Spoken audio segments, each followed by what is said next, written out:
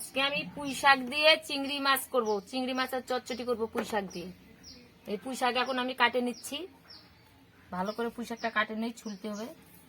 এখন সিজন ছাড়া তো শীতের দিন, কচি পুঁই শাক তো কমই পাওয়া যায়, তাও বাঁচে বাঁচে নিছি কচি পুঁই শাক কটা। চিংড়ি মাছ দিয়ে পুঁই শাক রান্না করবো। মানে চিংড়ি মাছটা আগে আমি কুটে বাছে ধুয়ে রাখছি। এই যে চিংড়ি মাছের পুঁই শাক, কারণ আমি চিংড়ি মাছটা মাখবো। যে লবণ দেবো, হালকা হলুদ, চিংড়ি মাছটা এখন মাইকে এখন ভাজবো।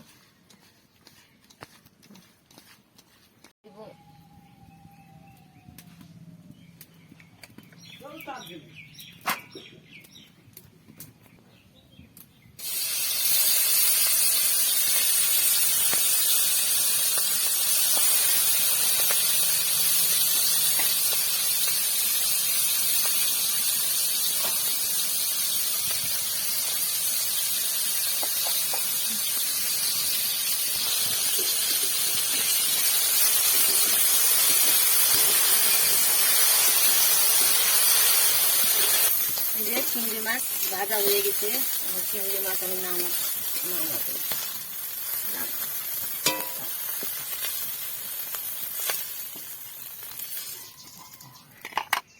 তেল দিব এখন,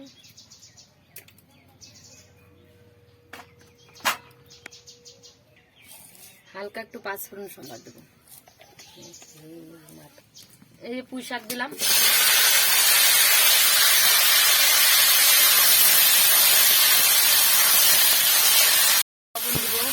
হালকা মতো হলুদ,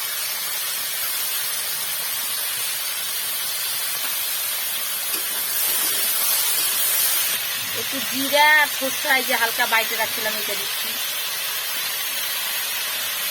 জিরা সরষা বাটা।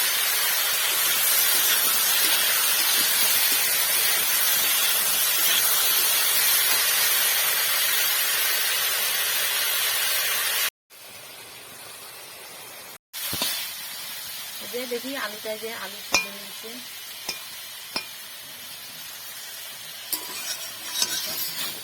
হয়ে গেছে আমার পুঁই শাকের চটচটি। এখন আমি চিংড়ি মাছ দিয়ে দেব।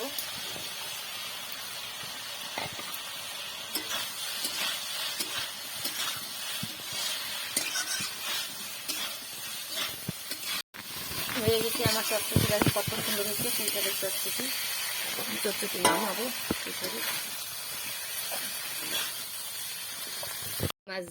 চিংড়ি মাছ দিয়ে পুঁই শাকের চটচটি হয়ে গেল রেডি।